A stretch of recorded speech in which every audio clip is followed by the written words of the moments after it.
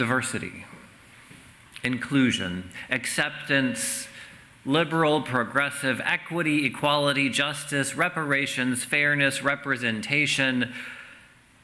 For many of us, those words blur together as they point toward a common theme. I share your frustration at what sometimes feels like buzzword bingo, attempting to use all the words as quickly as possible to fill out the card to prove we get it. In fact, each of those words means something different. And one of them that is particularly elusive is equity. We're focusing on equity this month, not just because it holds a spot in the buzzword bingo card. We're focusing on it this month because it's one of the 7 core values named in the proposed update to the bylaws of our denomination. While equality refers to equal value or worth of every person, equity refers to each person having fair access to opportunities to thrive. Let me say that again, because this is really the core of what we're talking about today. Equality is a statement that we are all inherently equal as human beings. Equity means that we are entitled to access to the resources necessary to compete and to thrive. They're related, but quite different. Perhaps most famously, we hear these 2 concepts in the Declaration of Independence. We hold these truths to be self-evident, that all men are created equal, that they are endowed by their Creator with certain unalienable rights, that among these are life, liberty, and the pursuit of happiness. In this guiding statement, we hear reference to 2 different things: inherent equality, and we hear reference to equity and the entitlement to opportunity. They're complementary but different. The 2 are also echoed in our guiding UU document. 247 years later, a shift in the bylaws of our national denomination reflects a subtle shift in priorities in our faith. Most of you are familiar with our current 7 principles, dating back to 1985, which is much longer ago than we like to think it was. In our second principle, we affirm justice, equity, and compassion in human relations. If you're really familiar with the principles, you might also observe that this second principle builds on the first, the inherent worth and dignity of every person. The 2 are implicitly connected. First is about inherent equality. Second is about equity, providing support for the first. Now let's be honest. Few people remember anything beyond the first and 7th principles. Our first principle points to the intrinsic value of each person, implying a fundamental equality, while the second one points a way to achieving and defending said equality. This guiding document is likely to change very soon. Next month, our General Assembly will vote on a significant revision.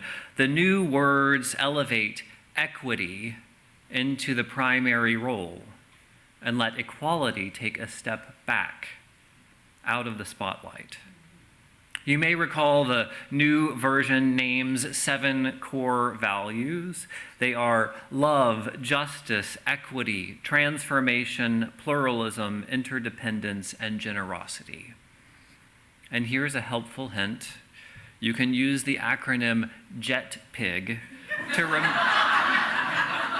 to remember them. That's our little secret, though.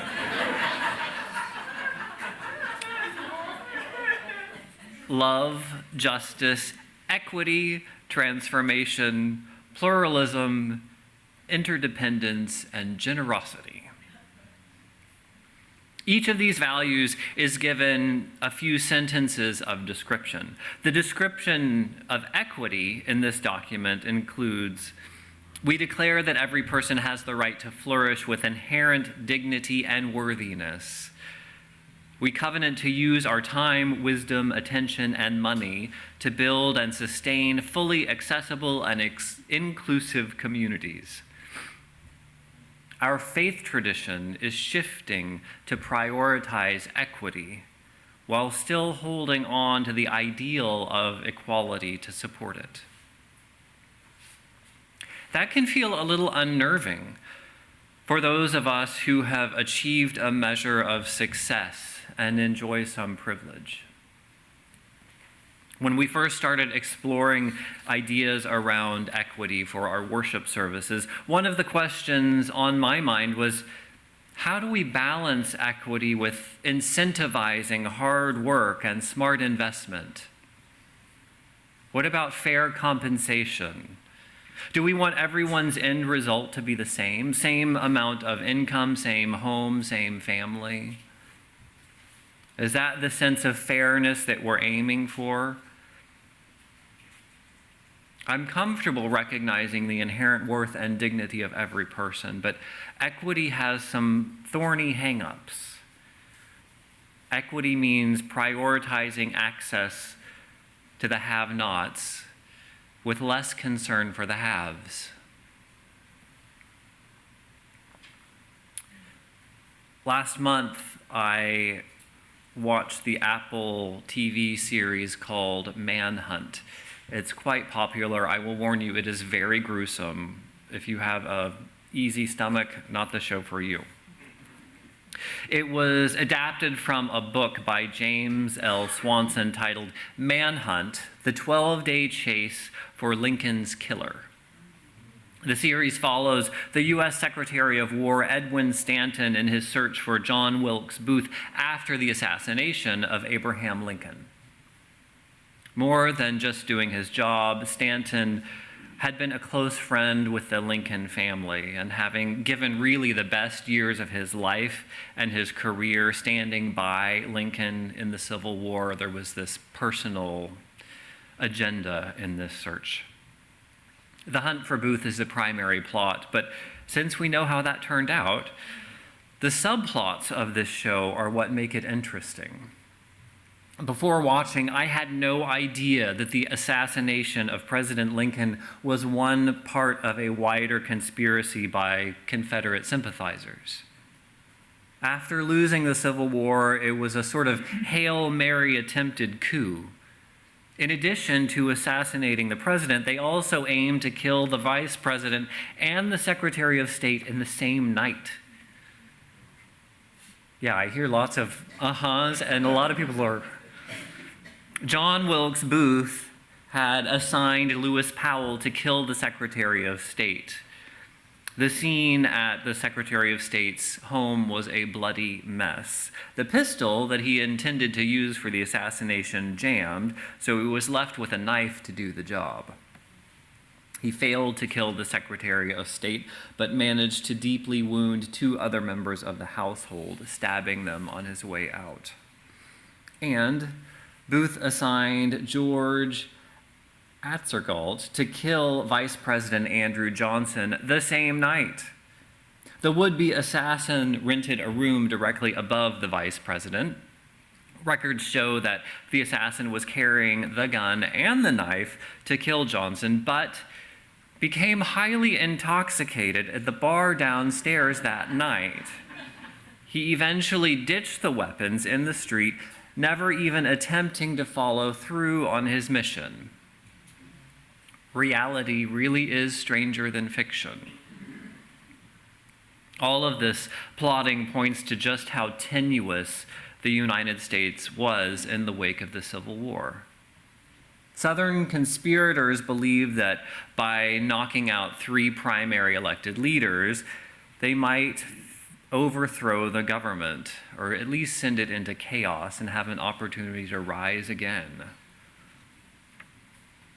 In addition to those complex conspiracy issues, the show sets the historical stage of the post-Civil War moment. The other major concern was the aftermath of this war-ravaged country, particularly the South. The show explored the broken promise of 40 acres and a mule for each formerly enslaved person. It talked about Lincoln's vision of Reconstruction and how Andrew Johnson ruined those efforts. In the midst of all this was the question of how should former slave owners be compensated for their loss of property when enslaved people were emancipated? This was a hot topic in Washington, D.C., with many possible plans to pay huge sums of money. With the country in financial ruin, how do we compensate the slaveholders for their loss? Watching the show and now hearing me talk, you probably are thinking, compensating for former slave owners, what the heck is he talking about? Today in 2024, we realize the absurdity of that moral question. What about the rights of the slaveholders? As I mentioned before, when I dove into the issue of equity versus equality, part of me bristled, wondering, what about the professional who worked hard in school? What about the business owner and the investor? I'm coming to see, and our UU tradition is coming to realize, that as long as there are people who cannot afford to feed their family or put a roof over their head, as long as people of color are treated dramatically worse by our justice system in measurable ways, as long as some people are suffering horribly because of the circumstances of their birth, the question of what about keeping those investors and professionals and CEOs financially motivated, it's just not that important. Focus on equity means focusing on elevating those most in need. The idea of equality is beautiful. It's also quite lofty. Differences among people are profound. There are real biological head starts and deficits. Our differences include physical and mental abilities, socioeconomic status, cultural background, education, health care, geographic factors, gender, natural talent, innate motivation, propensity to addiction, to name a few. We don't talk about real difference often because it feels like admitting them offends our sacrosanct ideal of equality. Nevertheless, real differences exist. If those differences weren't enough, a whole additional layer of difference and opportunity is added. We live our lives within a society and with a government that has not and does not currently protect rights equally. The justice system does not treat wealthy and poor people the same.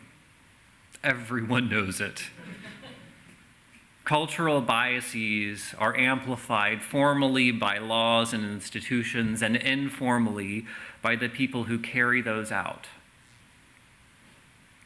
In coming weeks, we'll talk a little bit about those material inequalities and how they persist. And I know the comparison of former slaveholders and the post-Civil War era is heavy-handed, but it is not irrelevant. This is not the Reconstruction era. Maybe if Reconstruction had actually occurred, if promises had been kept then, maybe we could be doing a little more celebrating of equality today and not need to work so hard on equity. I selected our reading from earlier today that spoke about the challenges a Black woman faced in taking up space and speaking what was true from her experience. She had models of bravery from future generations of women. Still, it took work and sacrifice, and she paid a price for being authentic. She lost a friendship with someone she had known, and that kind of loss is painful and too common. Although we didn't hear it in the reading, the white woman also lost something in the exchange. Like the black woman, the white woman lost a friend, and she lost an opportunity to grow as a human being. Opportunities for white people to be with people of color who trust enough, who are brave enough to be authentically themselves, are a rare blessing in our socially segregated world.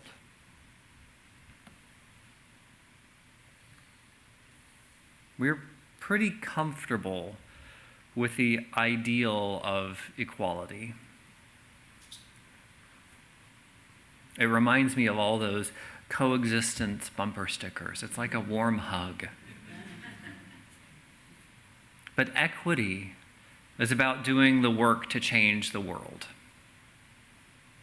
In the work of equity, those in power, most of us in privileged positions, cannot see from where we stand exactly what our neighbor needs. Those in power often cannot see or do not want to see the change that equity calls for. So building equity requires us to listen and to learn about the experiences of marginalized people. Only with that uncomfortable reality shared can we together enact change.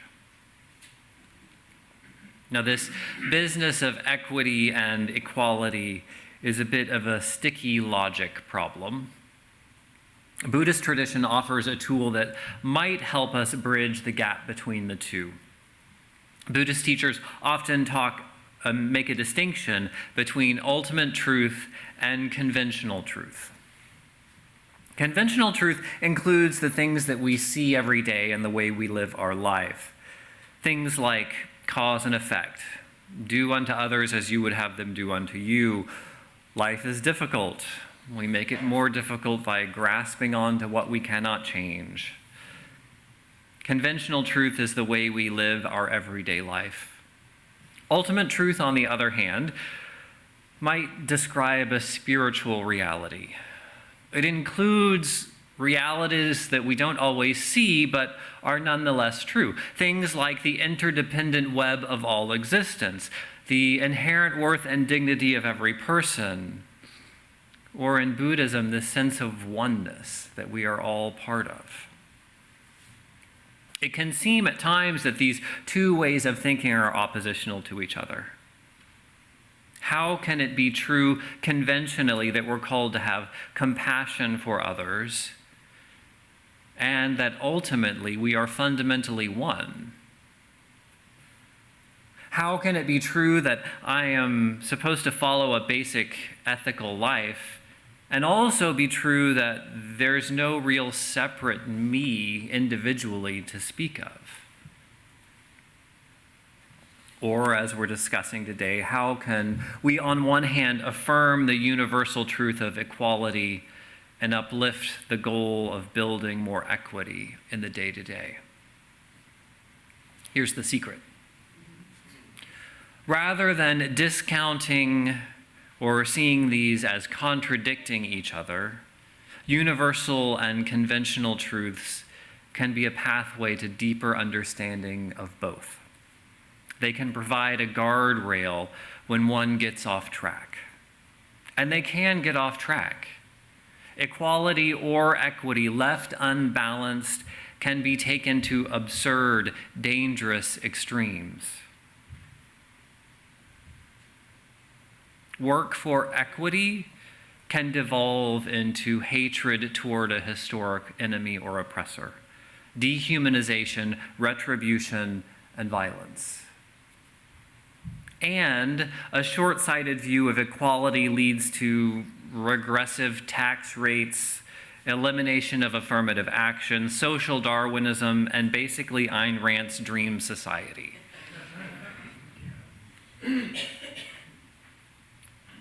Both the universal truth, equality, and the conventional truth of equity are called for, and they serve as absolutely necessary counterbalances to each other. For far too long, we Unitarian Universalists have nestled into the more comfortable truth of equality. So at this time, we're trying to lean into a focus on equity for a while. We're leaning into building a fairer world, focusing first on helping those most marginalized. Rest assured, the inherent worth and dignity of every person is not forgotten. It is the dream that we are building one day, one policy, one check, one conversation at a time. Amen.